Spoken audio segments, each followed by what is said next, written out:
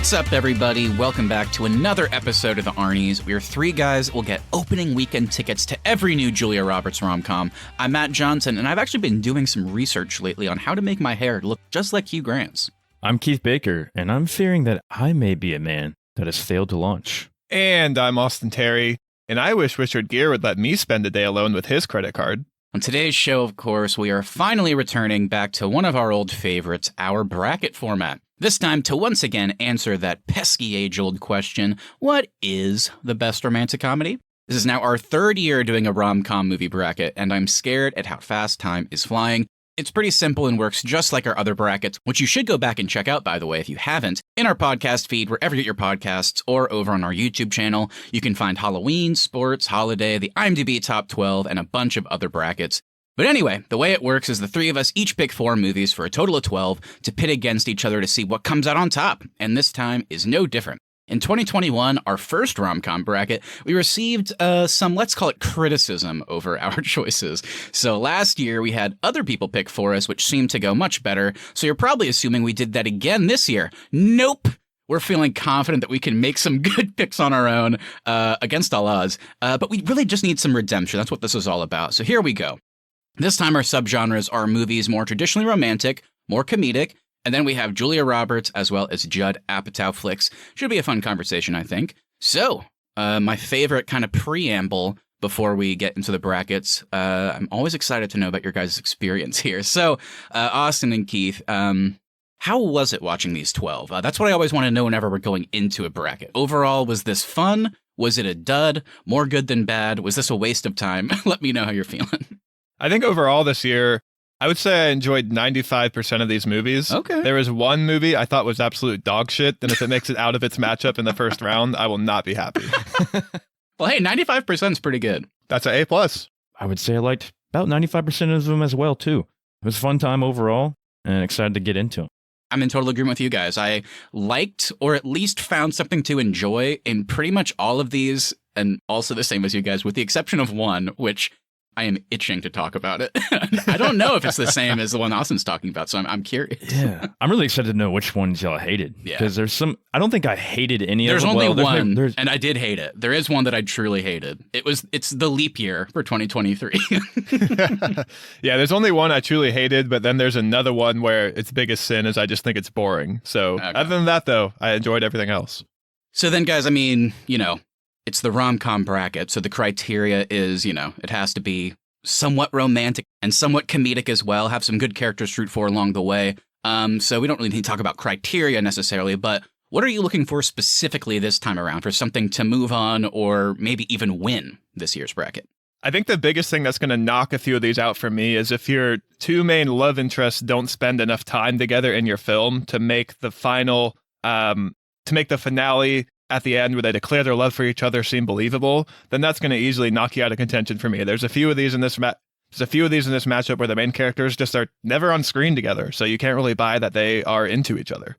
I'm totally with you, Austin. There's some that are in here where, yeah, you just never really saw the two love interests on screen together, and you really can't really buy it at the end, like you said. So definitely looking for more of the two main characters on screen together, having a good time, having some good comedic moments, and having their love and their bond believable. Only one movie on this list comes to mind when you guys say that, and if it's the one that I'm thinking of, that's going to be an interesting conversation, because that's one of my favorites on here, if it's the one that we're talking about here.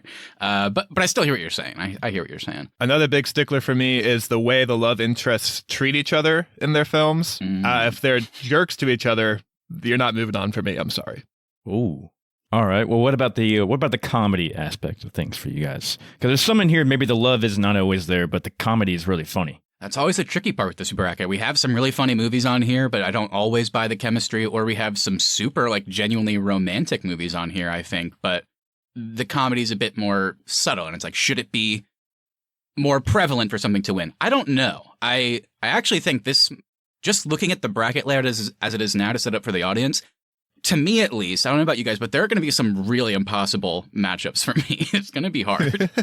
I think this might be the first year doing this bracket where we have majority romance films. So that's going to be interesting to talk about. There's certainly some funny ones, but I think as we get into the finals, it's going to be that romance that is edging some films out. The perfect tease. All right, everybody, stick around. We're about to get into it.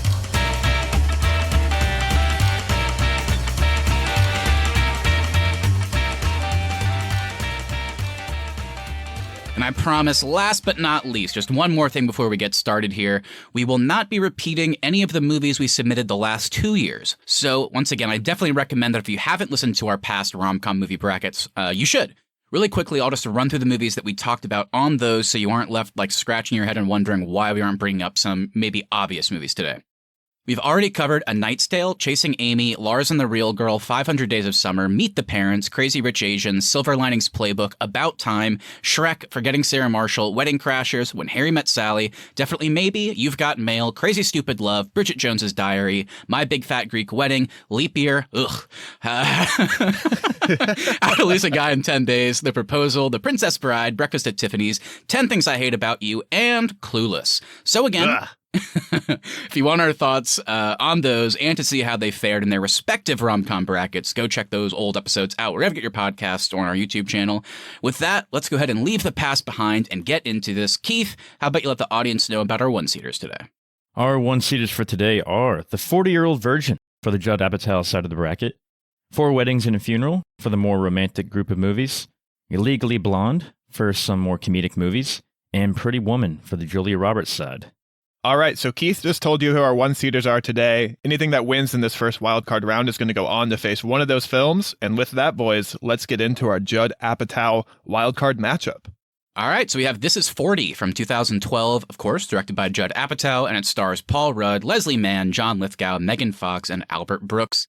It's a sort of sequel to Apatow's 2007 film Knocked Up, and the movie centers on married couple Pete and Debbie, whose stressful relationship is compounded by each turning 40. All right, we got Trainwreck, came out in 2015. It's directed by Judd Apatow.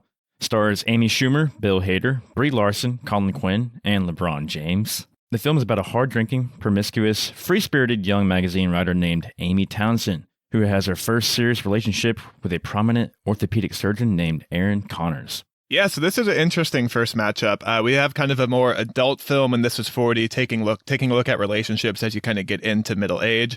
And then we have Trainwreck, which is just a boring film starring Amy Schumer. So where do you guys want to go here? Boring? I feel like if you don't like it, that's fine. But I never thought someone would call Trainwreck boring. Interesting. I think I might even flip it. This Is 40 I've never really liked. I think This Is 40 is boring. And I can't believe Judd Apatow got away with making a 2.5-hour movie. I was like, ugh, I hated that I had to watch it again. I'm just kidding. I enjoyed This Is 40 for the most part. But this is a bit of a trickier matchup for me because I would say I like both of these. I don't know. Keith, or is it, are you with me or do you dislike one of these? I'll say this about Trainwreck. I was going into Trainwreck thinking it was going to be a train wreck. I always heard bad things about this movie, and I'm not a big Amy Schumer fan either, but I liked it a lot more than I thought. I still didn't think it was great. I don't think her character is likable at all. Yeah, that's my big thing. I really don't like her character. I don't know. I thought the whole love story was kind of weird. But I definitely thought there was a lot of funny moments in it, for sure. She's very clumsy and quirky, and like our description said, she's just a hard-drinking, like partier who likes to sleep around and all that kind of stuff. And yeah, so there was some funny stuff in it. I definitely enjoyed This Is 40 a lot more. I had seen it before a few times. It's always one of those movies I kind of put on in the background. I always thought it was, it was light and funny. I like Leslie Mann. I think she's hilarious. Really, he's always good at playing like the awkward, like mom kind of character. And Paul Rudd, of course, I love him. And, the side characters too, even Jason Segel and Megan Fox, I thought were pretty funny in it as well. But yeah, I guess now that you mentioned, I guess it is kind of a long movie, but I always have a good time with This Is 40. So anyway, y'all jump in. This Is 40, I think what's going to put it ahead of Trainwreck for me personally is that I just have more funnier moments I can point to at this one. I agree with Keith. I think Leslie Mann is the best part of this film. Paul Rudd's great too, but their relationship isn't the best, of course, in this bracket, but the story I found interesting, and I think it is an interesting look at kind of middle age and relationships that have been together for a long time. Trainwreck, I'm also kind of with Keith there, and the fact that I just find Amy Schumer's character to be a jerk. I also find Bill Hader's character to kind of be a little bit of a twerp. I think the funniest person in this movie is LeBron James against all odds. So This Is 40, I just think is a more enjoyable film, and that's why I think it's going to edge out Trainwreck for me. Yeah, interesting. Okay. I thought you guys would like Trainwreck a little bit more. I think, when comparing the two, it is more comedic, whereas This Is 40, I think, is a bit more leaning into the romantic side. I also appreciate This Is 40 for kind of realistically, I think, handling some not only relationship issues, but like marital stuff, raising kids. They found a decent balance of like having comedy in there while also actually like handling like some decently serious real life stuff, especially with their respective parents too. I mean, yeah, there's a lot of baggage there. Albert Brooks, man. Yeah, and sometimes it goes a little far. Like, if we're talking about characters we don't like, I fucking hate the Albert Brooks, Paul Rudd's dad. I was like, this guy's miserable. I could never handle a parent like this. I would cut them off so easily. But again, that's not easy to do, so I get it. Trainwreck for me, yeah.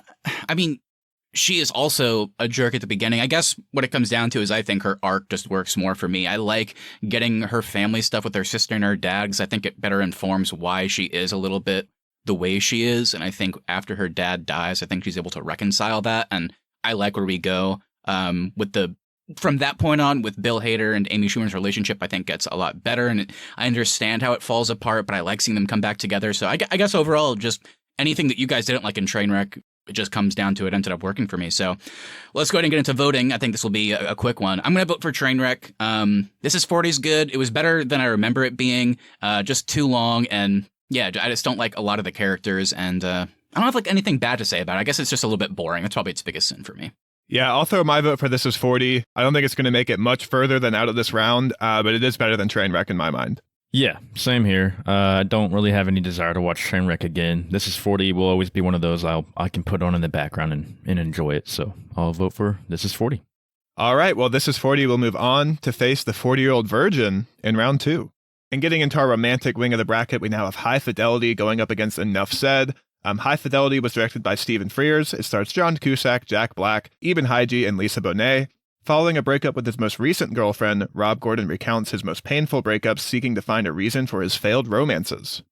And then we have Enough Said from 2013. This one's directed by Nicole Holofcener. It stars Julia Louis-Dreyfus, James Gandolfini, Catherine Keener, and Toni Collette. Eva, a divorced masseuse, begins a relationship with Albert, only to discover that he is the former husband of her client and friend, Marianne. So Enough Said was one of those that was recommended to me.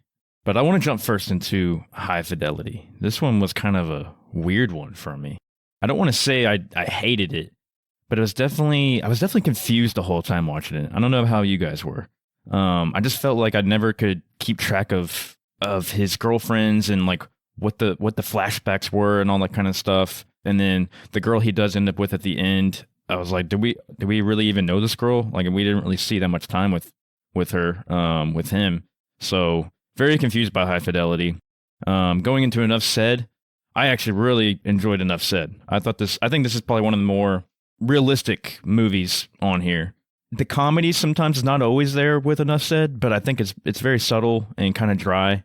But I just kind of like the story with James Gandolfini and Julia Louis-Dreyfus, like both these single parents with daughters around the same age.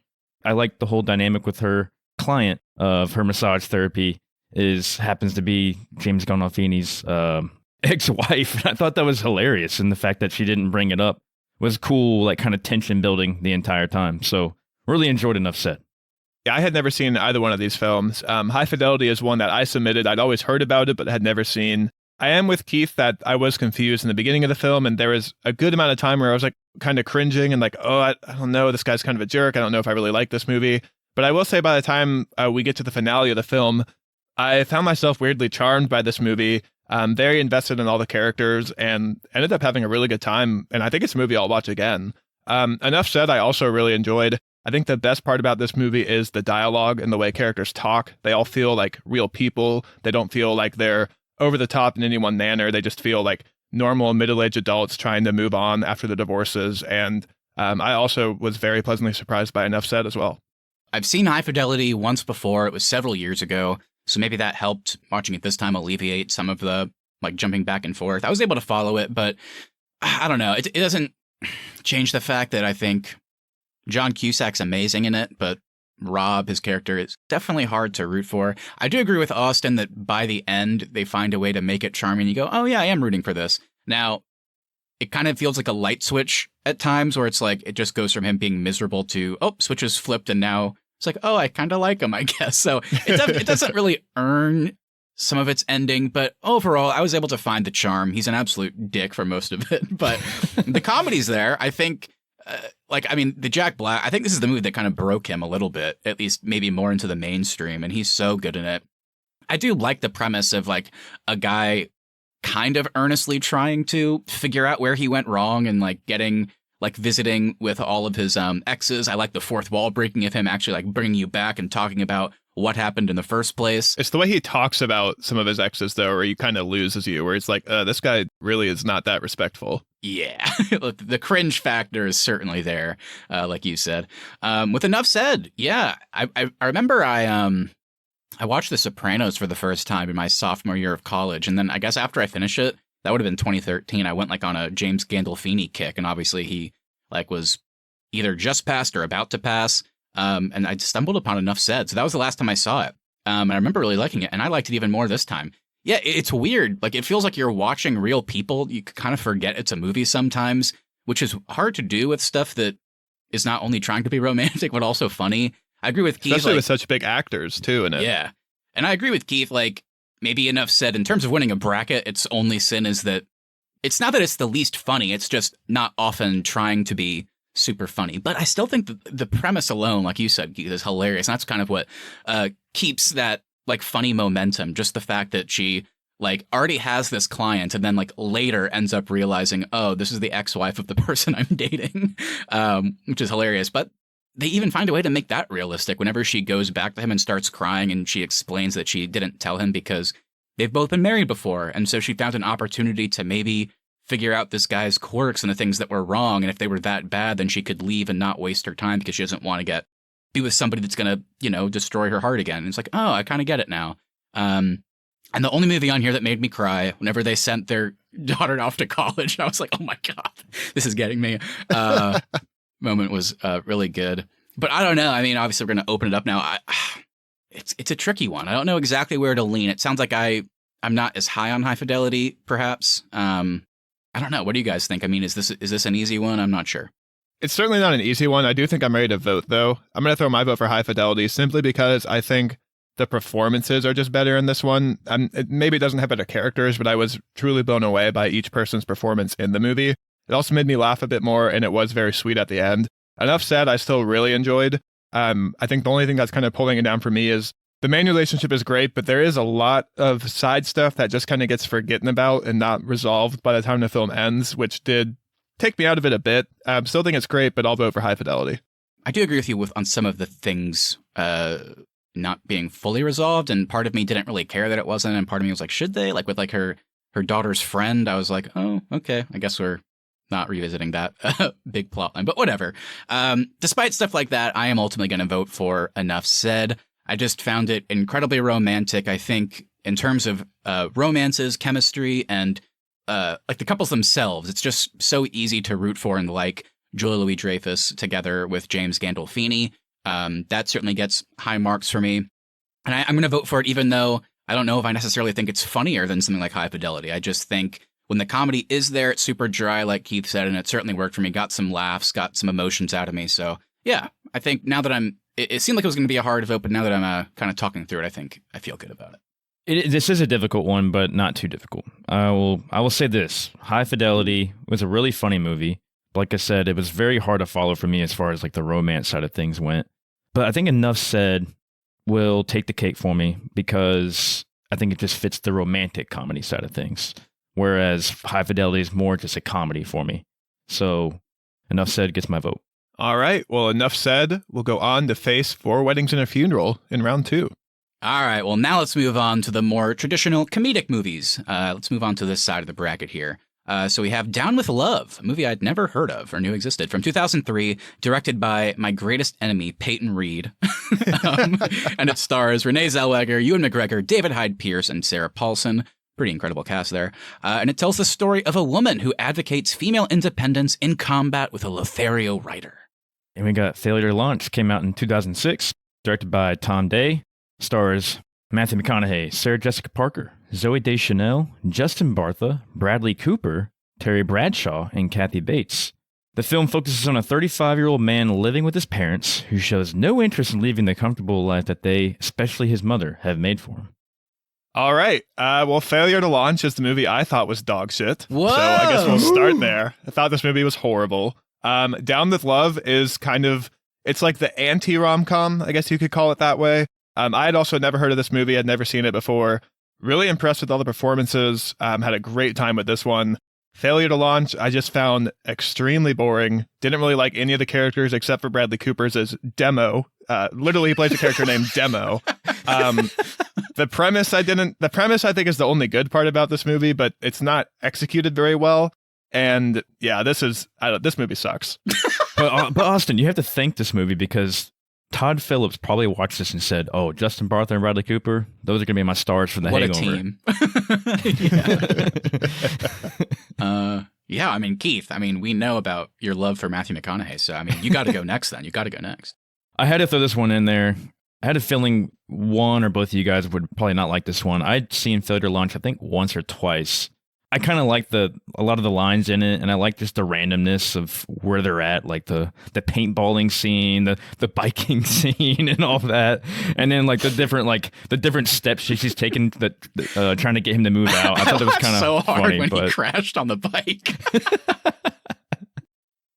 But Down with Love, that was the last movie I watched this morning. I enjoyed it as well too. But I will say Down with Love was definitely a little bit boring for me, I guess. I'm with you, Austin. The performances are good, and I kind of like the whole like love triangles going on with everybody in it. But I still didn't really buy his love affair with the main girl. Yeah, it definitely gets a little over the top in the second half. It did actually really remind me of How to Lose a Guy in whatever it is, 10 Days. Yeah. Very similar premise there. I kind of like the atmosphere of this one. It almost feels like it's set in an alternate reality.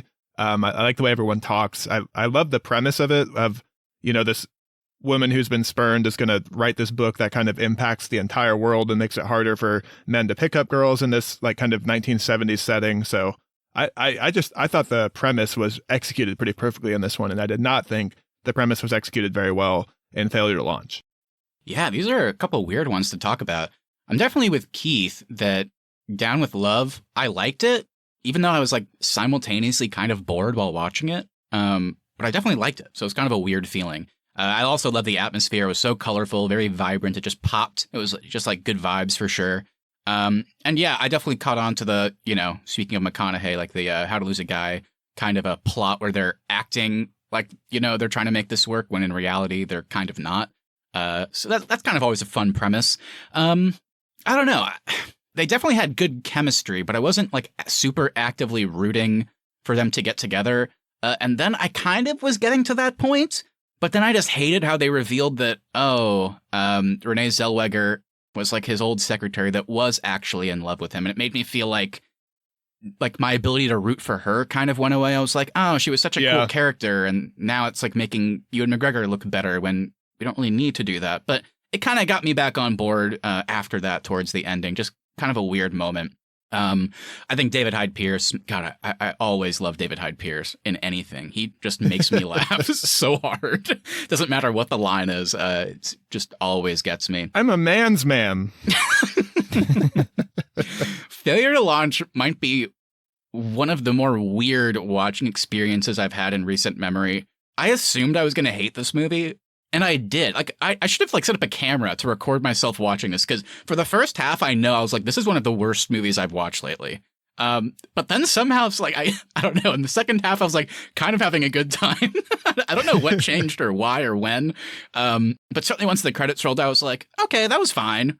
And honestly, I think I might, in terms of the romance I was rooting for. I mean, of course, McConaughey and Sarah Jessica Parker have good chemistry. I don't think that's a shocker to anybody. But I kind of like the Justin Bartha, Zooey Deschanel relationship. I thought that was kind of sweet. So I don't know. There was things to like, but really, like Austin said, whenever it makes an effort to be like a slapstick comedy, that's when it kind of loses me. It's like he just keeps getting bitten by animals. And I understand there was like a point to that with like nature trying to force him to change his nature or whatever. And then like once he actually does, then the animals, like the dolphin at the end, leaves him alone. I get it, but it was still fucking stupid. Forgot about the dolphin.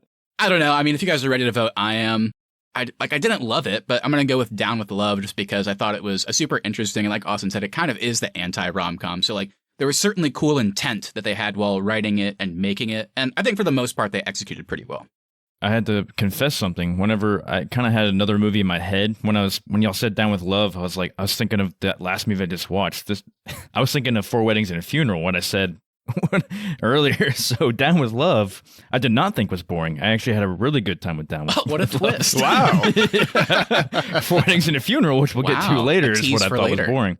But no, I had a good time with Down with Love. But I kind of stick with what I said about Four Weddings and a Funeral. I still really didn't buy the romance at the end, though. And it's more just a fun movie for me. So I think I'm actually going to vote for Failure to Launch. Whoa! I know it's a bad movie, but it's one of those movies, when I'm watching it, I know it's bad, but I'm still having a good time watching it. Yeah, I guess. And I still think I still think it fits all the rom-com criteria for me. So I'm going to throw a vote for Failure to Launch. Yeah, I think it's pretty obvious where I'm going with this one. I will be voting for Down with Love. Failure to Launch, the only relationship I cared about was Matthew McConaughey's and Terry Bradshaw's. So that's how bad I thought the characters were. Down with Love, I think, is just a really fun movie, and I will definitely watch this one again. So yeah, it's for sure getting my vote. All right, well, Down with Love will go on to face Legally Blonde in round 2. And getting into our final matchup of the wild card round, we have our Julia Roberts wing of the bracket. First up, we have Larry Crown, which was released in 2011 and directed by Tom Hanks. Stars Tom Hanks, Julia Roberts, and Cedric the Entertainer. Larry Crown, a middle-aged man, unexpectedly loses his job and returns to education, where he falls for his speech professor. And then we have Notting Hill from 1999. This one's directed by Roger Michell, stars Julia Roberts, of course, Hugh Grant, and Rhys Ifans. The story is of a romance between a London bookseller and a famous American actress who happens to walk into a shop. All right, I'm a little nervous because I thought we were all going to be on the same page that Failure to Launch was the dog shit movie in this bracket, but you guys each said you had one yourselves. Is that movie Larry Crown? It is one of my least favorite movies I've ever seen in my entire life. Wow. I despised this movie. Hated it. I was telling the guys before we started recording that I ended up not having as much time as I'd hoped during the week to watch some movies, so I had to watch a couple over the weekend, and I got home from doing something Friday night, and I was like, maybe I'll just get ahead, so I have some more free time. So I started Larry Crown. I don't know, it was probably like an hour and 30-minute movie or whatever, and it was so painfully boring, and it made me so angry that I just decided to go to bed. Just turned it off and stopped it. And when I woke up and realized I had to finish Larry Crown, I only had like 20 minutes left. Like that's how close I was. Tom Hanks is a good actor, guys, but he needs to stay away from the directing chair. Oh, man. I'll say this about Larry Crown. I think the romance part of this movie is horrible. Yeah. I did like his relationship with the other students. I liked his interactions with Julia Roberts, like as teacher-student. I even liked the stuff in the department store. Everything from Tom Hanks' character I really liked. The movie's biggest sin for me is that him and Julia Roberts are never on screen together. So we don't learn anything about their relationship. We don't learn about why they're falling for each other. They spend way too much time with this weird scooter gang plot. All that time could have been given to building up a relationship between these two. So I agree with you. I had a way better time with Larry Crown just because I love Tom Hanks and I thought he was really good in the movie. But it's a horrible romance movie. I genuinely would like to know what went into the writing of this movie, because what were they thinking when it came to the romance element? It's just like, they have good chemistry. Like, I like their scenes together, but it's not romantic chemistry. And then one night after, like, her husband, like, does something that makes her want to leave him, she happens to run into Larry Crown, he drives her home, and then they kiss. And apparently, it looks like he doesn't want to kiss her at first. It looks like he's like, oh, and I was like, oh, this could be interesting. And then they do, and apparently he's stoked about it. And then it cut to like a few minutes later in the movie at the end when she's like, I heard you told your friend that my class changed your life. And he was like, I did, because I met you. I'm like, what? Like, it just feels like there bizarre. were scenes that were cut from the movie with them to give more time to the scooter gang. The scooter gang, which if people have not seen Larry Crown, that is an accurate statement. Like, he literally gets involved with a scooter gang. It's written and directed by Tom Hanks. Oh, I didn't know he wrote it too. Well, it's based on a true story. Oh. It's based on one of Tom Hanks' best friends. Oh, Tim Allen? Not Tim Allen. Well, all right. Well, I mean, I guess this will be an interesting one because at least for me, when jumping into something like Notting Hill, it makes it kind of an easy matchup because I hated Larry Crown, but I'd never seen Notting Hill. Kind of like Austin mentioned with High Fidelity, it's one that I've always heard about. I've heard really good things about it, and I kind of loved it. I thought it was like a super like jolly and kind of delightful movie. Awesome chemistry. I don't know. Yeah, just loved Hugh Grant and Julia Roberts. Really good movie. Yeah, I think Notting Hill is one we'll definitely talk about more because I also loved it. Very interesting premise. Definitely a twist on the traditional, like, the big rich man comes in and saves the girl. This one is the polar opposite where, rich celebrity comes in and meets a man. So kind of like that premise. Like Matt said, great chemistry. I love Hugh Grant in anything. So love that kind of dry British humor that this one has. It's easily going to beat out Larry Crown for me in this matchup. Yeah, I really enjoyed Notting Hill. I really didn't know a lot about Hugh Grant until going into this bracket because I think we had seen maybe one or two other movies in our other brackets with him. But this one's definitely has more of him in it. But yeah, he's hilarious. And like you said, Austin, I love the dry British humor a lot of his movies have. Man, I think actually one of my biggest laugh out loud moments came from Notting Hill, and that was the Horse and the Hound magazine scene. Oh, so funny. That was great. Do you have any horses in the? Are there any horses in the movie? Do you have any any hounds too? We one? also cover those species as well. I thought that shit was so funny. I really like the difference in perspective too, and they call that out where Julia Roberts' character has been in this limelight life for years now, and she can't they get along, but she can't relate to the struggles that Hugh Grant's character might have, and vice versa. And I like that. I also like that Hugh Grant and his friends just feel like regular people. They all kind of like we talked about with Enough Said. They just feel like normal people going through their lives, and I feel like all their reactions and conversations feel very genuine and real, and really enjoyed it. Yeah, the dinner scene was really cool. Yeah, it kind of has everything. It certainly has all the tropes of a rom-com. It just executes them like very, very well. And I wasn't surprised to see that Richard Curtis wrote it, who works with Hugh Grant a lot. I mean, they did Love Actually together. We also love what he did with About Time. Yeah, he's just a good writer, good knack for dialogue. And like I said, it's a very tropey movie, but they kind of nailed it. Like, they have all the friends you would expect. You have like the supportive friends, and then you have like the wacky classic side rom-com character with Rhys Ifans, but he's like, you root for him. He's like funny. Like, he's fun to watch. Some annoying things in rom-coms are like the things you always expect, like towards the second act, something's going to happen, which drives our characters apart, only for them to come back together in the third act. But like Austin said, you kind of understood it. Like, the reason they kind of fell apart was because of their difference in perspective. And it was pretty realistic on both sides. You totally understood where they were both coming from and why it had to end.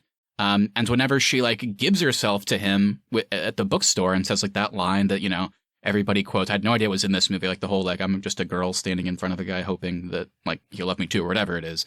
Like, whenever he doesn't do it, you're just, like, banging your head, like, what the fuck? And then it immediately goes to a scene with his friends, and he's like, oh, I fucked up. And then they immediately resolve it. Like, yeah, they took all these classic tropes and just kind of knocked it out of the park. Well, I think unanimously, Notting Hill is going to move on to face Pretty Woman in round 2 of our Julia Roberts wing of the bracket. It is for me. Yep, same for me. Sorry, Larry.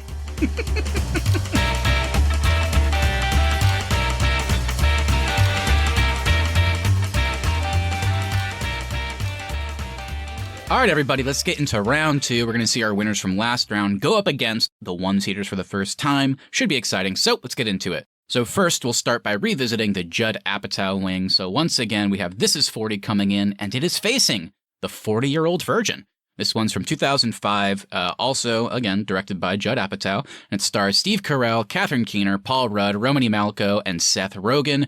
Carell is the titular 40-year-old virgin Andy, an employee at an electronics store. His coworkers kind of get together and resolve to help him lose his virginity, but along the way, he ends up falling in love with Trish. Yeah, so I'll kick us off here with The 40-Year-Old Virgin. This is a movie I had never seen and had always actively avoided because the only thing I knew about this movie was the premise. It just always seemed so mean-spirited to me. So I never really sought this one out. And I'm really happy to find out I was extremely wrong. It's a very sweet movie. It's hilarious. I think it's probably the funniest movie in this bracket today. The characters are great. The romance is great. It kind of checks all those boxes. And I think it definitely checks all like the Judd Apatow boxes where it has those traditional romantic comedy beats, but then he just does more with the side characters. And I love all the characters in this film. Even Elizabeth Banks' character I thought was hilarious. Oh, okay. I'd have blasted this movie. And Steve Carell and Catherine Keener have some of the best chemistry, I think, in our bracket today, too.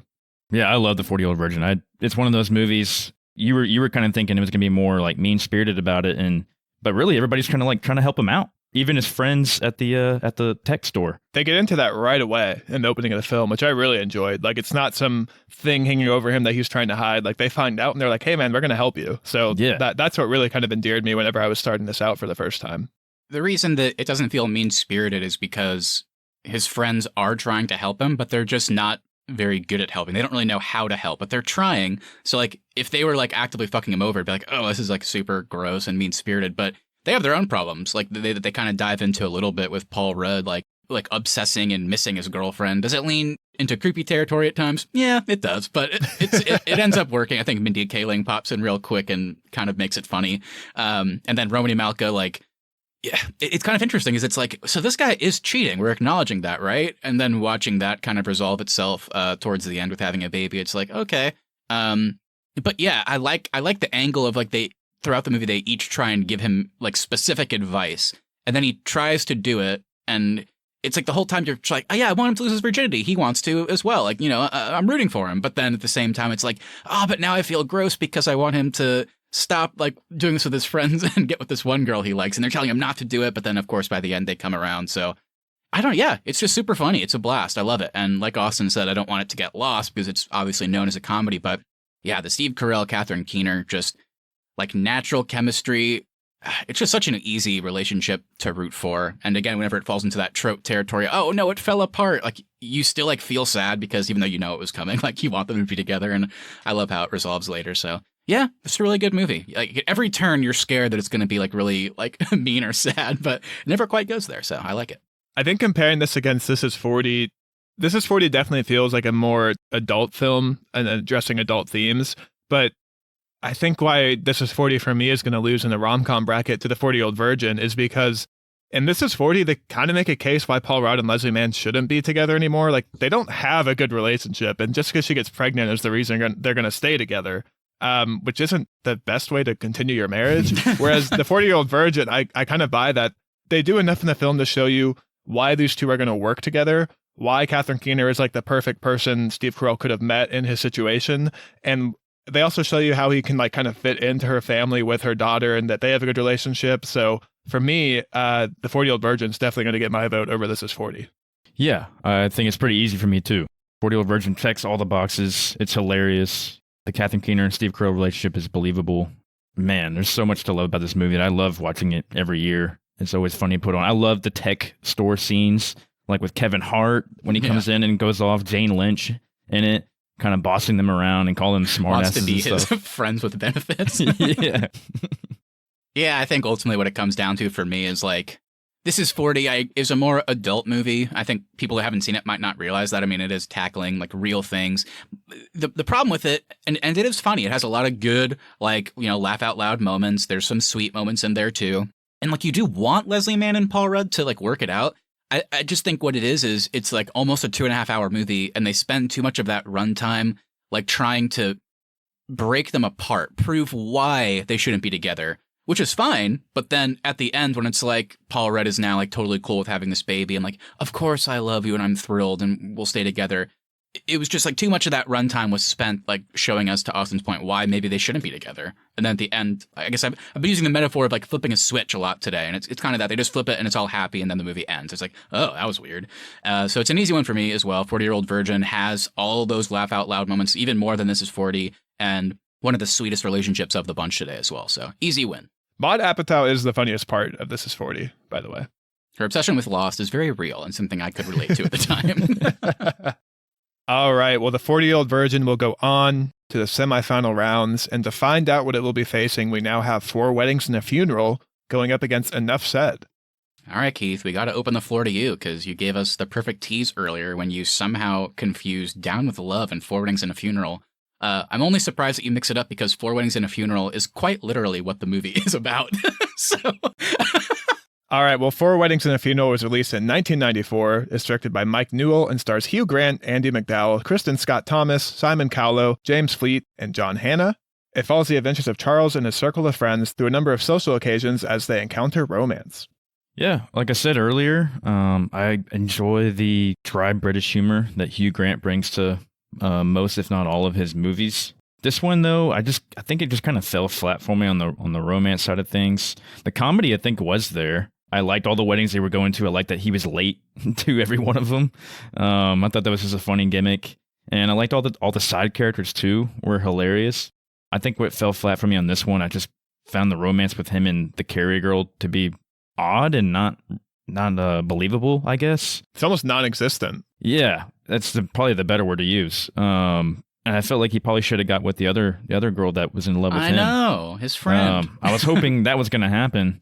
Yeah, I just found the romance side of it to be very, very odd and misdirected. Yeah, this is definitely a strange film, for Weddings and a Funeral.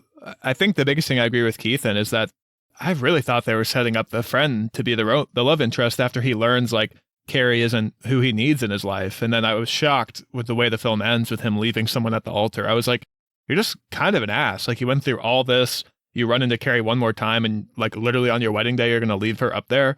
I like the characters. I think it has some very funny moments, but overall, that the biggest thing that falls flat for me in this one is the love interest. Yeah, I'd only seen this one once before, and obviously it has a good reputation. I remember liking it a lot when I was much younger. I definitely didn't like it as much this time, probably just now that I'm older and maybe have some more experience, so I feel like I can better inform the romance side that you guys are talking about, and I think ultimately I agree. And I don't know what the issue is. I hate like saying bad things about actors when I don't know if I fully buy into it, because I like Andie MacDowell a lot. I don't know. I think there was maybe just something off with the performance in this movie specifically. I don't know. Yeah, there was just something weird about it, because like Hugh Grant's really good in it, and like I can understand why he's infatuated with this person, but maybe I just didn't fully buy the other side of that coin.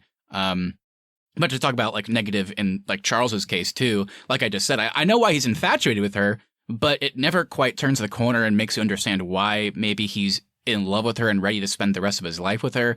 I do kind of like the element at the end of him asking her to not marry him, because maybe he realized that that type of tradition maybe isn't necessarily what he needs or important to him. So I kind of like them committing to each other in that way. But it's still odd. And yeah, I mean, it's impossible not to come off as a dick after he sees her just one more time and then leaves his fiance on the altar. It's like, ooh, that's tough. Especially after we've encountered that character in that, I think at the second wedding, and we saw she already wasn't doing well. So he knows like this is probably going to like wreck her by doing this again to her. Yeah, it's tricky. I think the comedy's there for me, like Keith said. I mean, again, talking about the other Hugh Grant film, Notting Hill, the side characters and friends in this movie, a very good bunch and some good performances and good acting there. It's always fun seeing them pop in and out of the story, like his brother as well.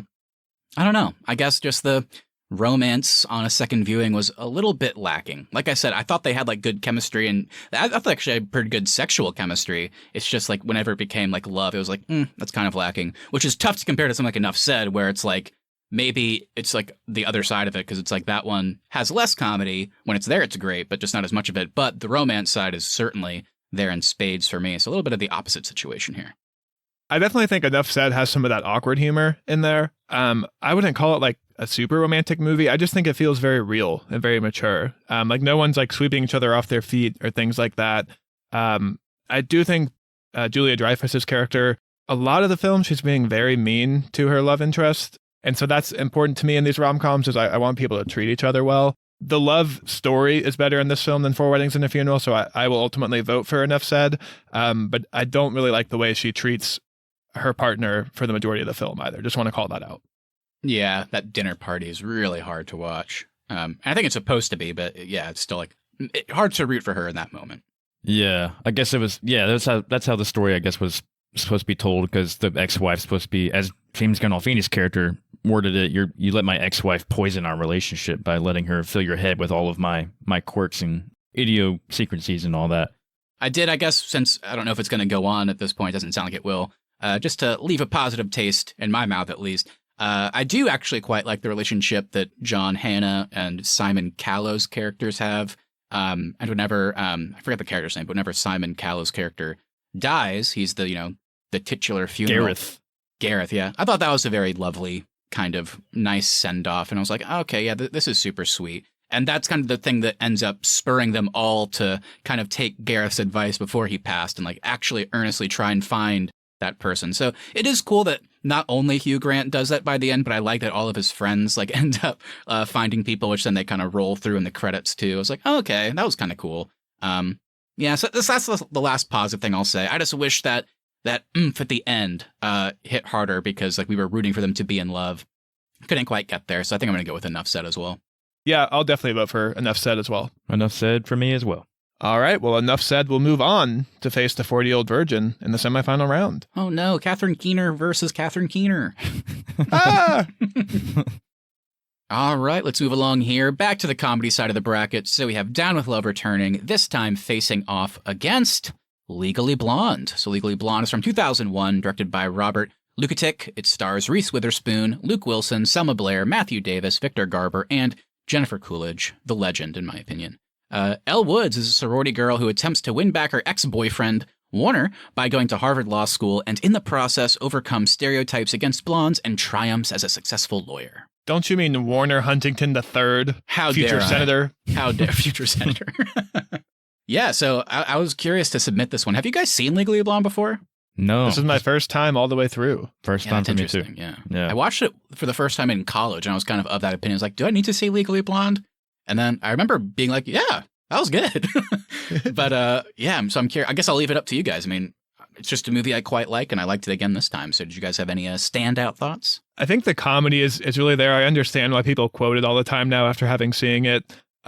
This does not check the box for me on the romance side at all. I think honestly Luke Wilson's kind of a creep because he's got to be in his late 30s, and if she's a freshman in college, she's 18. Well, no, she graduated college. She's Yeah, in she'd law be like school. 22. I guess that's true. So maybe she's Probably 22. like early 20s. Yeah, Yeah, it's I don't still know. a little age gap. It's still a little weird. Yeah.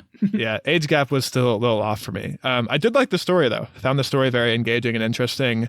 The romance just really wasn't there for me in this one. Yeah, before Keith goes, this is the movie I was talking about at the beginning because I forgot about Larry Crown whenever you mentioned that, but this is the one that I was kind of listening to you guys talk about. Something might not move on because like the characters that we're supposed to be rooting for don't spend enough time together. I have a couple things I might say, and it's a support, but Keith, how about you go? Yeah, no, I really enjoyed Legally Blonde, but I'm definitely with Austin that the romance side of things is not there for me. The fact that she gets with Luke Wilson at the end, and Luke Wilson's character they've been dating for 2 years or something like that. I'm like, what? Okay. I mean, I guess that's where it was going, obviously, but okay, we didn't see any of that happen. But the comedy is definitely there. Really funny. I liked all of her kind of like one-up moments with her boyfriend and all that. It's like, oh yeah, getting to Harvard wasn't that hard. Like it was pretty easy. So the comedy was definitely there. Yeah, I definitely agree. The comedy certainly checks that box. I mean, this is just such a fun movie to laugh at. The writing's really good, and Reese Witherspoon just like nails every line delivery. I think she's hysterical in this movie. So my one argument with the romance side, it is weird that we're like, because we're not even really rooting for Luke Wilson and Reese Witherspoon because we don't know that we're supposed to be until very, very late in the movie. And it's like, oh, is this the pairing that it's going to be? The reason why I still feel good calling it a romantic comedy is because romance is a huge part of it, even though it's not the thing that we maybe traditionally expect with like, oh, our main character is going to meet and fall in love with X person or Y person. Like the whole like start of the movie is with her like, the boyfriend that she loves, they're going to spend the rest of their lives together. And then that not working and her fighting to get that back is kind of the main crux of the movie. So it is a lot about romance. And obviously she is, the scenes where she's helping Jennifer Coolidge maybe prepare for some romance. So funny. So I guess my point is that there's just, the story is a lot about romance, I guess. It's just not, so it's a romantic comedy by definition, I guess. It's just, when it comes to her finding love, the movie isn't really doing that. Like whenever it pops up at the end, like they've been together for 2 years and he's proposing tonight. I just think that's like a nice full circle moment from the opening scene where she's like, I'm going to get proposed to tonight. And then he does, and it's like, oh, this is the guy that is going to do that. So is it more of like a love thing? No, it just feels like a nice, good, like writing full circle type thing. So I still think it's a romantic comedy, but I can't argue with you guys when it comes to that part of it. It's kind of a perfect matchup to go up against Down with Love because you can almost make the same arguments about that film too, where maybe the romance isn't the center of it. It is like the anti-rom-com, but there are still romantic things happening in the film, and it does have some very funny moments. Yeah, so I liked your point about, it doesn't, these movies don't always have to end up with a perfect love story, but the fact that they're kind of on the hunt for love the whole time while also being funny kind of makes the case. So, yeah, I think I'm going to vote for Legally Blonde because I think it just did more for me comedy-wise, and that's not to diss Down with Love too much because I also laughed a lot in that one as well. But I think Legally Blonde is definitely one, and I'm bringing it up for the first time in this bracket. Rewatchability, baby. So Legally Blonde is definitely one I can see myself watching again several times. I just enjoyed Reese Witherspoon's like kind of ditzy but really also intelligent moments when it came to interacting with the different students and the teachers and all that. So I'll vote for Legally Blonde. I think for me with Legally Blonde, its reputation might have been hurting it for me because I wasn't blown away with it. I was just like, yeah, that was fine. And this really is a perfect matchup the more I think about it because I really like the quality message in Down with Love, and I like where the relationships end up in the end, where his friend and her coworker, like, they get together, but they both agree they're gonna keep working. One of them's not going to be expected to stop working, like things like that. And Legally Blonde is the same way, where they're both going to be coworkers. They get out of bad relationships and end up together. I think Down with Love just executes its premise a lot better. There's definitely some stuff towards the back of the film where maybe that's a little over the top, but it always fit in line with like what the film was always setting up to do anyways. And I like the message at the end of the film. I like the characters, love the performances, made me laugh a lot more. So I'll vote for Down with Love. Yeah, I think perhaps Down with Love fits into the bracket a bit more, but kind of like my little preamble about Legally Blonde, why I think it works as a rom-com. I like Austin, I think that makes it a very interesting matchup. What it comes down to for me is Down with Love. I liked the premise. I liked the message it was going for, obviously. I think they lost a little bit of that feminist story towards the end, which kind of annoyed me because it felt like it was executed really well throughout most of it. But that aside, by the time the credits were rolling, I was like, I guess I would say I only felt okay about them being together. And I'd rather just vote for something that, while it doesn't have that traditional like get-together moment that we expect, I still think Reese Witherspoon and Luke Wilson had good chemistry. And like I said, it feels like a good full circle moment at the end. So I think I'm just going to vote like Keith said. I'm going to vote for the one that maybe it didn't have that element, but it made me laugh throughout. And it is very much a movie about romance. And I like the story. And since it's part of the story, I feel good about voting for it as well. All right, well, Legally Blonde will move on to the semifinals. And to find out what it will be going up against, we now have our final matchup of round 2. We have Pretty Women versus Notting Hill. So Pretty Women was released in 1990. It's directed by Gary Marshall and stars Richard Gere, Julia Roberts, Jason Alexander, and Hector Elizondo. It centers on Hollywood prostitute Vivian Ward and wealthy businessman Edward Lewis. Vivian is hired to be Edward's escort for several business and social functions, and their relationship develops during her week-long stay with him. I've never seen Pretty Woman before. A big white whale on my list of movies to see. I mean, it's a big one, and I just had never seen it for whatever reason. Me neither. Oh, wow. Well, I guess we'll start with you, Matt. What did you think of Pretty Woman? I thought it was great. It certainly lived up to its lofty like reputation, I think, at least. I had a blast with it. I thought it was a really funny movie. I thought it was a really sweet movie. When it comes to the premise, I think that alone lends to so many great comedic moments. And the movie made me miss Richard Gere. I don't know where he's been lately, but I've always loved him. Yeah, I just really liked both of these characters a lot, like individually. Like whenever they were off on their own doing something, I found them easy to root for despite some of their flaws. And like watching them get together, like the movie did a great job, I think, of making you forget that it's just a week-long stay that they have. So, which is kind of comical. It's like, oh, we fell in love over the course of a week, but I actually think it was pretty believable in this movie, so it gets points in that regard. Yeah, I don't know. Did it blow me away? Maybe I couldn't go that far until I see it again, but I definitely can feel good saying about I loved it. I don't know why I waited so long. Really good movie. I think I'm with you guys, though. I think overall I enjoyed this one. Well, don't throw me in there, Keith. You're with Matt. I haven't shared my points Austin. of view yet. Whoa. That's sorry, Austin. That's God, right. Sorry, sir. Sorry, brother. But yeah, overall, I thought it was kind of a cool story. And kind of funny, but like sad at the same time. I guess because like prostitution obviously is kind of a very sad profession when you think about it, and it was kind of cool to see her turn a new leaf and get away from that life, and the fact that he wanted her to get away from that life, even though he did hire her to be his escort for a week, but it did work. It did work for me on the romance side. The fact that they had to spend a week together, and that she was kind of rubbing off on him and he was rubbing off on her, in the sense that, you can't be walking to the hotel like dressed in scrimpy clothes, and she was kind of rubbing off of him like, hey, relax, you don't have to work all the time. Yeah. And all that kind of stuff. So it was kind of cool to see like their differences kind of come together and working kind of in a comedic way as well. So but overall I enjoyed it. It was cool, but I wasn't blown away by it by any means. So that's kind of where I stand with Pretty Woman. Yeah, for me with Pretty Woman, I think this is my third time seeing it. And the thing I always come back to in this film is it's actually something Matt said, where I like these characters separately. I really hate them together. I really don't like their relationship in this film. The main thing is they establish pretty clearly what Richard Gere wants from a relationship. He wants someone who's at his beck and call and kind of does whatever he asks him to. He's not used to being told no. I just think for the majority of the film, he really just treats her like an object. He always says, like, I never treated you like a prostitute, but he still expects her to kind of change everything about her for him. And she does that by the end of the film. She's a completely different person from where she started. I still think her personality's there, but in terms of how she acts and behaves, she has changed her entire being to fit what Richard Gere wants. And I just really didn't enjoy this viewing of it. It does have some really fun moments like the shopping spree, and there's some great comedy with her interacting with some of his socialite friends. Overall, I just really don't believe these two would work together. I think as soon as she gets used to Richard Gere's lifestyle, talking about what's going to happen after the film, obviously, but I think as soon as she gets used to this lifestyle and he loses like the funness of showing her how great it is to be rich, I just think they fall apart pretty quickly. And I just really don't like this relationship at all. I don't like watching them together for most of the movie, but I liked how at the end the movie was able to make me hope that they would work together.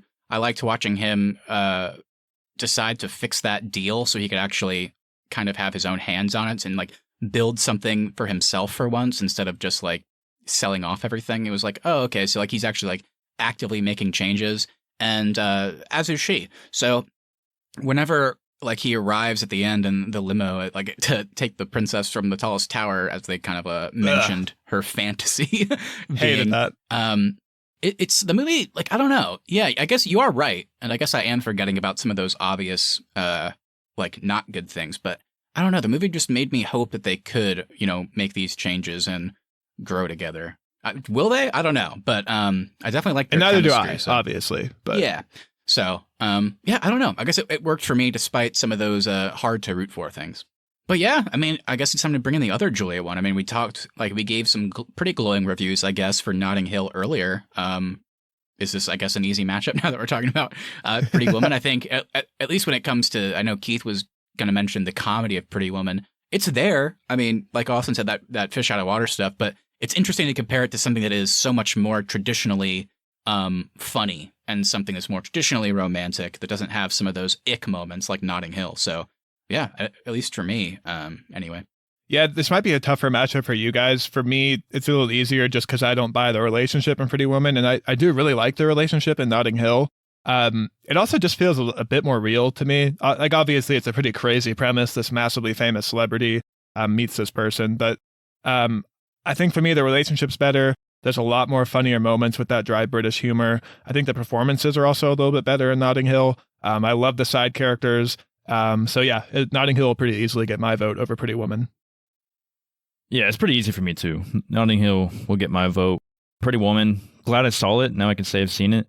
But I think overall, while the romance did kind of work for me a little bit more than it did for you, Austin, it still kind of falls flat for me. I think Julia Roberts definitely is the one that carries the movie. And it's not to diss Richard Gere too much, but I just found his character to be a little bit more bland than her. But maybe that's how he was supposed to be written, just kind of a boring workaholic kind of guy. So I get it, but still, I definitely thought she carried it more as far as the comedy goes. So I'll vote for Notting Hill. Despite, I guess, being out of the three of us the person that liked Pretty Woman the most, it doesn't change the fact that it's easy for me too, because I just like Notting Hill so much more. I mean, we'll talk about Notting Hill, I guess, more in a little bit, so I'll save it for then and make it quick. But yeah, I have tons of great things to say about that one. All right, well, we have sorted out our semifinalists, and Notting Hill will move on to face Legally Blonde in our semifinal round.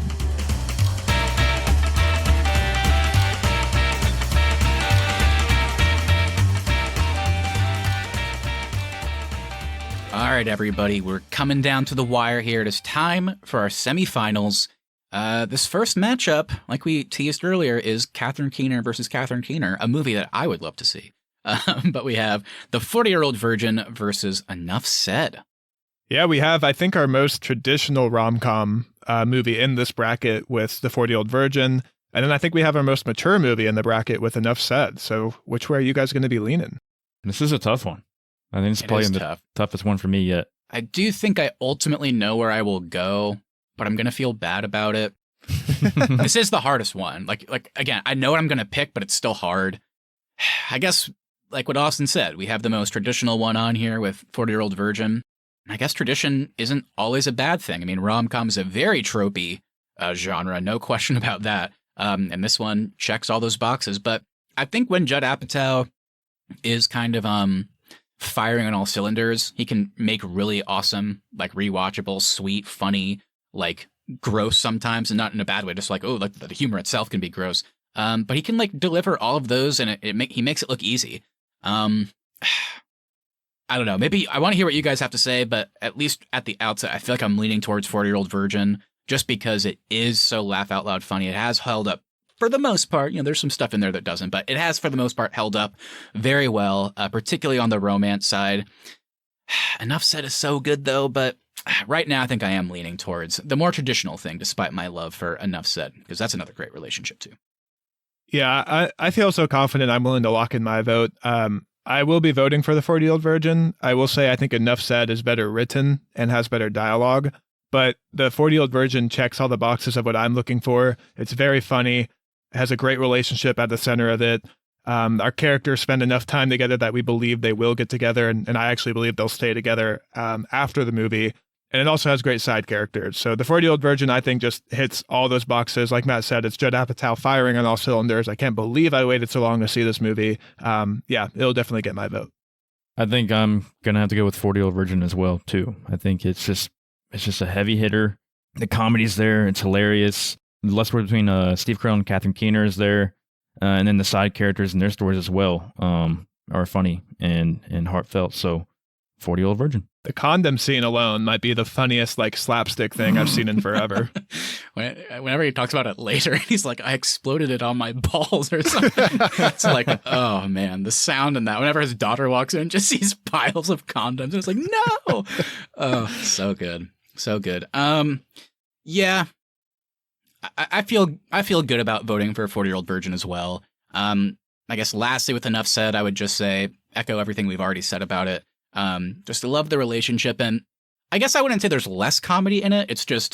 It's a more dry delivery or like subtle or real feeling. Because like it's not like James Gandolfini was like making me laugh out loud with the things he was saying, but I found it very sweet and funny because I loved watching the things that he would say to make, you know, Julie Louis-Dreyfus laugh. You know, like his whole thing about like basically just saying, oh, like at the end, like has like callback jokes that he would say several times, like, oh, I finally got night tables. And she's like, oh, really? He's like, no. And then that's what they close on. It's like, it's not like that's funny even, but it's just, I like watching characters actually laugh at other characters, which is weird to think. I don't know if we see that a lot in movies. It's like we, the audience, are supposed to laugh, but I liked seeing laughter. I think we see it with Catherine Keener and Steve Carell in this one we too, do. though. That's true. We do. Yeah. So just definitely a glowing review for Enough Said, one that I'm not going to wait another 10 years to watch. I think it's great, but 40-Year-Old Virgin, if 40-Year-Old Virgin didn't have such a sweet romance, I think voting for Enough Said would be easy, but it's almost like they give you the wacky, crazy, funny stuff, and also here is an incredible like romance to watch blossom too, so it gets my vote too. All right, well, the 40-Year-Old Virgin is going to move on to the final round, and for our next matchup in the semifinals, we have Legally Blonde going up against Notting Hill. All right, this is an easy one for me. Oh, well, go for get it, in mister. there, Keith. What are you doing? I'm voting Notting Hill, man. Well, man. Yeah. Wait, what does McConaughey say in Failure to Launch when he's like, "Are you good, Trip?" He's like, "Well, I'm good. I'm real good." He says that in probably any movie. Yeah. Also Lincoln Lawyer, also Mud. I'm good. I'm good. I'm real Mud. good. I'm Mud. I wonder if the boat that's crashed in the island in mud is Matthew McConaughey's sailboat from Failure to Launch. Yeah, he plays the same Oh, character. I don't know plot if you knew that. twist. Wow. Yeah, Trip changed his name to Mud. Oh, man. We got to Anyway. get Mud on a bracket someday. All we right, should. well, there you That's go. a good movie. Easy vote from Keith out of the way. Austin, I guess, is it an easy one for you too? Yeah, I mean, I voted against Legally Blonde last round. I think Notting Hill is a fantastic movie. Legally Blonde's fine. There's no way it's going to beat out Notting Hill for me, though. Yeah, it's funny. It's kind of the same as the last semifinal round we just did. It's equally as hard for me, but I still know which way I'm leaning. And it's kind of for the same reasons, too. It's like tradition, I guess, isn't always a bad thing. Maybe particularly when it comes to rom-coms. I think Notting Hill is far more traditional, but I think I would go as far to say that I think Legally Blonde is a better movie. I think the writing in it is just like kind of secretly off the charts good in a better comedy.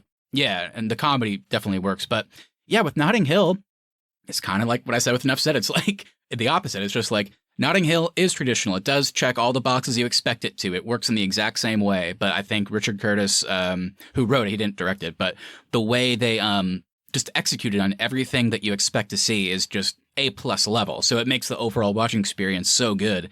So even if I want to vote for Legally Blonde, I do feel bad. I'm going to vote for Notting Hill. I'm voting for the traditional one again. Because it's just so sweet. It's so funny.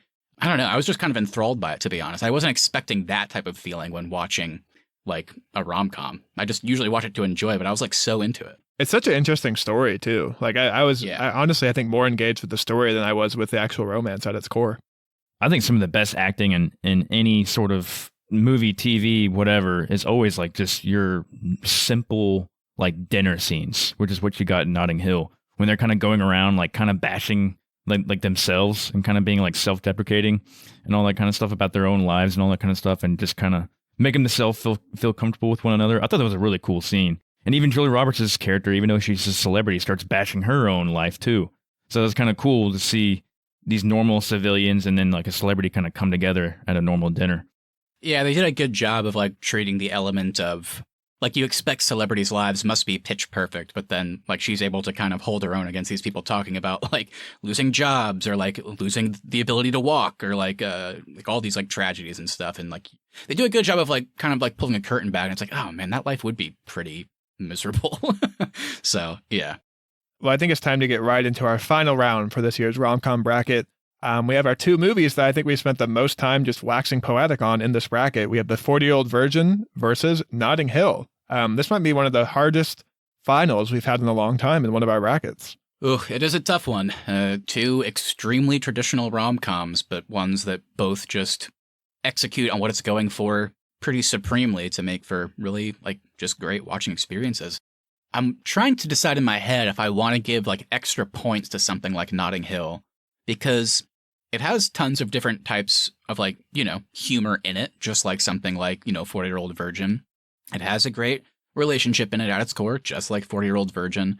But I don't know. Do I give Notting Hill extra points because I found like the story itself more engaging? Do I give it extra points because like that sweetness that we see in 40-Year-Old Virgin, kind of mostly just with the Steve Carell and Catherine Keener relationship, I feel like kind of that overall like sweet, good feeling kind of permeates all of Notting Hill. I don't know if that's like something to reward though. I mean, it's just something I'm thinking about, like two things that it has that might differ it from 40-Year-Old Virgin. I don't know. I mean, what do you guys think? I think as much as I love the story of Notting Hill, there are some issues with Julia Roberts' character. Like when they first meet, she doesn't tell him about her boyfriend from back home. She has that temper that they reference quite a bit, especially that you kind of see come out during the scandal. You see her kind of cast him aside when she's casually talking to her coworker about him. So there are some hints in this relationship that's like, maybe this isn't going to last long term. When they're both on screen together, though, their chemistry is fantastic. Like we've said, the story is super engaging and does hold its runtime. The side characters are great. I think with The 40-Year-Old Virgin, though, it might overall just be a sweeter movie. The comedy, I think it's certainly funnier than Notting Hill, as much as I love that dry British humor. There's like direct laugh out loud moments I can point to in The 40-Year-Old Virgin. I also think it has great side characters. I think the relationship in this one might just have a bit more staying power for me. So I think I'll give our first vote of the finals to The 40-Year-Old Virgin. All right. I don't mean to do this to you, Keith. I know it's a position that I certainly hate being in on these bracket episodes. But while I came into this final, like really like, I don't know what I'm going to do. I'd be happy with either, but I don't know where I'm leaning. But while Austin was talking about 40-Year-Old Virgin, a lot of the things he was saying, I think is what edges out Notting Hill for me. It's like, I feel the exact same way he feels about that movie, about a different movie. So I echo all of those sentiments, just copy pasted onto my movie. But yeah, I think Notting Hill just impressed me more. And the reason is, like we mentioned a few rounds ago, every time like a moment came up that was supposed to drive them apart like all rom-coms do, I completely understood it. There was never like a time where I was like, oh, here we go, like rolling my eyes, like this has to happen, like in all of these movies. But even that moment Austin mentioned, like whenever she's like kind of talking shit about him a little bit and he's able to overhear it, you're like, at first you're like, oh, what a dick, that sucks. But then whenever she shows up at the shop and he asks about it, she's like, what, you think I'm gonna like spill my guts to this guy I barely know who's like a chatterbox and is gonna go like talk about my life and get me into another scandal? It's like another one of those moments where she's like, this is how my life works because anything I'll say will get reported on. I do love you. I'm here to tell you that right now, and I want to stay here with you. But he can't quite get over like this lifestyle. And that's what like changes towards the end. And I was like, oh wow. So like any moment that I thought somebody was a dick, I was like, okay, I get it now. So that element of the writing just really impressed me. And like that final just big hurrah of them all trying to get to her press conference and him pulling out the horse and hound line again in order to ask those questions. I just found that so endearing, the way that like he asked it and like apologized at the same time and then they come together. So I love both these movies, but I think I'm just going to give the fact that one maybe impressed me a little bit more as my edge. So I will officially vote for Notting Hill. All right, Keith. It's Judd versus Julia. It's come down to these two. There's one vote for Notting Hill, one vote for the 40-year-old version. Are you going Steve Carell? Are you going Hugh Grant? What are you doing? Gosh, I hate this position. I think both these movies are great. 40-year-old Virgin is one of those that I'd seen a bunch of times and always enjoyed every time I put it on. And Notting Hill was the one I'd seen for the first time and was really impressed, like you were, Matthew. So, but man, where do I stand as far as where's the swing vote going to go? I don't know. It's tough. It's a hard one. Yeah, it's very tough. I mean, you got to give it to Seth Rogen's tattoos, right? Just ask questions. That's it. Yeah, that's a funny. Then watching him do that and at work is pretty funny. I think I know where I have to go, though. I think I know where I have to go. It's kind of coming to me. Rewatchability, Keith. That's your thing. Well, see, I can see myself rewatching Notting Hill as well. And I would Notting Hill is definitely one I bet a lot of people haven't seen. So I would say, I recommend it to a lot of people who have not seen it before. So, but I think I'm going to go with 40-year-old Virgin. Woo! Yeah. All right. Only reason being, I think the comedy works for me just a little bit more. There's a lot more comedy in it. But I think the romance sides of both these movies are like evenly matched. So I think the comedy will take it for me on 40-year-old Virgin. But really, I think both these movies win. But if I had to choose one, it's winning by a hairline, and that's 40-year-old Virgin. Well, there you go. 40-year-old Virgin takes it for our third rom-com bracket. Congratulations. Unfortunately, Julia, unlike in Notting Hill where your character wins an award, you will not be winning the Arnies bracket today. Judd Apatow takes it home. Well, guys, my final question to you before we close out here, what I always like to do now that we're starting to rack up some of the same brackets year after year. We had About Time in our first rom-com bracket, and we had Crazy Stupid Love last year. So, the 40-year-old Virgin, is it better than About Time or Crazy Stupid Love? Where does it rank for you amongst our past winners? Hands down, About Time is still the best rom-com I've ever seen. So 40-year-old Virgin better than Crazy Stupid Love, would you say? Yeah, because I don't really remember Crazy Stupid Love. That's fair. Yeah, I really like Crazy Stupid Love. It's probably evenly matched for me as far as the comedy goes with 40-year-old Virgin. But as far as like the better movie out of the three, I think About Time would still take it. I have the same ranking, About Time still on top, but then I'd sneak 40-year-old Virgin in there. So there you go. Right smack dab in the middle, a good place to be, if you ask me. What about Notting Hill, since you originally voted for that? I think it would be the same. I don't think I could put Notting Hill above About Time, but Richard Curtis can be happy that he would have two movies on my list. There you go. He'd have two certificates from the Arnies podcast. I know. He'd have to put them in the same place in his house. All right, well, with that, we'll go ahead and close out here.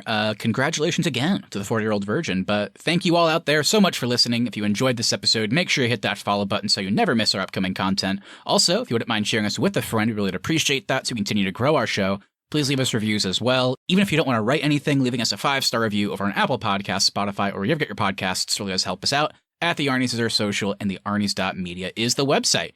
We'll be back next Tuesday for a return that I forgot was happening to the MCU with Ant-Man and the Wasp: Quantumania. Guys, any excitement here? I think it's more curiosity. I hope this one is good. It's our first time seeing Kang since Loki. I hope it's not kind of another mixed received movie from the MCU, because that'll be a lot in a row now. Yeah, I guess I would say I'm semi-excited. I've only watched the first trailer on this movie, so I really don't know what to expect. But I do think that, a whole nother big world's going to be opening up for us in the Marvel Universe. So just anxious to see what they do. Yeah. Our beloved Peyton Reed, director of Down with Love, returns to probably strike out 3 for 3 with the Ant-Man movies, in my book. No, I'm kidding. I am actually kind of excited for this one. After that most recent trailer, I finally got excited for it for the first time. Nothing had really gotten me there previously, so I'm cautiously optimistic. We'll see what we walk away with here. Also, last week, we checked in on the mid-season for The Last of Us over on HBO Max. Keith actually got to join us and share his thoughts on this show. So if you want to hear our thoughts so far and how The Last of Us has been playing out, be sure to go check that episode out. And lastly, we want to hear from you. So please send us a message on Instagram at the Arnies or email us thearniesmedia@gmail.com. What's your favorite rom-com movie? Out of all of our selections today, do you think we picked the right winner? Anything you say, we'll read on the show and react to it live on our latest episode. That's right, everybody. We love doing these brackets. We hope you enjoy listening to them. So have a great rest of your week. We'll catch you next time. See ya. I'm just a girl standing in front of a boy, asking him to love me. I object!